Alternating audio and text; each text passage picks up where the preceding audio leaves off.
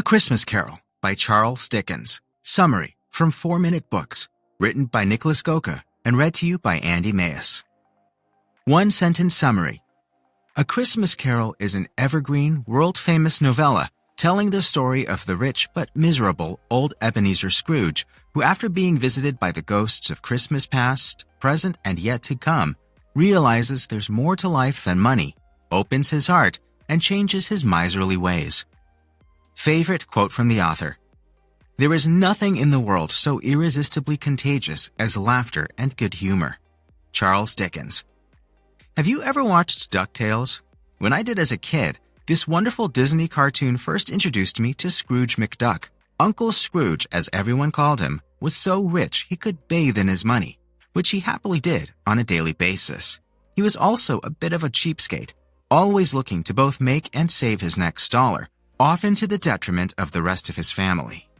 Back then, I didn't know that Scrooge literally meant miser, nor that the reason for both this and McDuck's name is actually another character in another great work of fiction, Ebenezer Scrooge from Charles Dickens' A Christmas Carol. First published in 1843, this world-famous novella has never been out of print and is one of the most recognizable, inspiring Christmas stories ever. As the holiday was just regaining its standing in Victorian England, the fourth Christmas story Dickens published struck a nerve and sold 6,000 copies in 5 days. It even helped popularize the phrase Merry Christmas to the point where you and I still say it today. If we follow the story to its inflection points, there's a lot we can learn. Here are 3 lessons from A Christmas Carol. 1. We all get lost in our heads from time to time, but only the brave snap out of it when others call them out on it. 2. Chances are you needn't look far for evidence that you, too, want to be involved in society beyond your own goals. 3.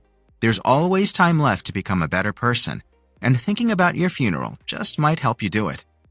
Ghosts of Christmas, here we come. Lesson 1. Everyone gets self-obsessed from time to time, but not everyone listens to a reminder to snap out of it when they receive one.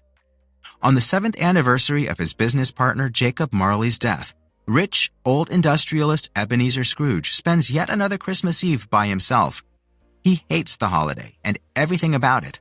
Walking the streets of London, he snubs the poor, rejects his nephew's Christmas party invitation, and barely gives his employee Bob Cratchit the day off. The one thing Scrooge can't dismiss with his catchphrase, "Bah humbug," is the ghost of Marley, who appears to him that night, locked in chains. Having spent his life in greed and selfishness, Marley warns Scrooge to heed the warnings of 3 more ghosts about to visit him. Look, I get it. Life is tough. Everyone wants something from you. It's hard to make money, let alone find time to enjoy life and achieve your biggest goals. As a result, we all focus on ourselves most of the time, and sometimes we get carried away and outright self-obsessed. That's normal.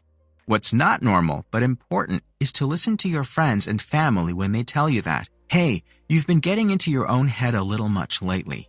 The only thing rarer than a kind invitation to shift your attention is someone who takes that reminder seriously. If you're lucky enough to receive one, listen to it. By the way, did you know that 89% of the people who regularly watch this channel do not subscribe?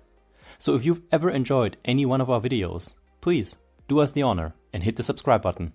It makes a bigger difference than you know, and the more people watch, the higher quality summaries we can create. Thank you, and let's get into... Lesson 2. Both the past and the present can show us that we'd like to be involved in society beyond just looking out for ourselves. As promised, more ghosts show up at Scrooge's house that night. The ghost of Christmas past takes him back to his childhood, showing him he once had meaningful relationships with both his sister and his first boss. Once upon a time, Scrooge was even engaged, but his fiancée Belle left him once he became obsessed with money. The ghost of Christmas present, meanwhile, takes Scrooge to various Christmas celebrations around town, including Bob Cratchit's scant dinner with his family and disabled son Tim. When they visit Scrooge's nephew's party after all, Scrooge actually enjoys himself. Too soon, their time is up. When you focus on being there for others, a weight falls off your shoulders. You take yourself less seriously and worry less about the future.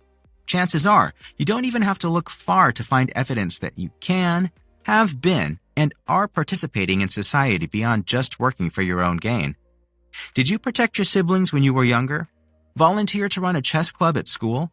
Maybe there's an event happening in your town you'd love to attend right now. It could be a gathering among old college friends, a music festival, or even, well, a Christmas party. As long as we do it in a way that aligns with our values, giving and sharing is exciting, not depriving, and it only takes one memory or moment of curiosity to remind us of this fact. Now, before we get into lesson number 3, if books like this one inspire you to live your best life and accomplish your dreams, you should download our free list of the top 10 most motivational books ever written. After summarizing over 1,000 books, we handpicked these 10 best of the best and turned them into a visually stunning, easily skimmable PDF. Use it to pick your next great read and stay inspired en route to your biggest goals.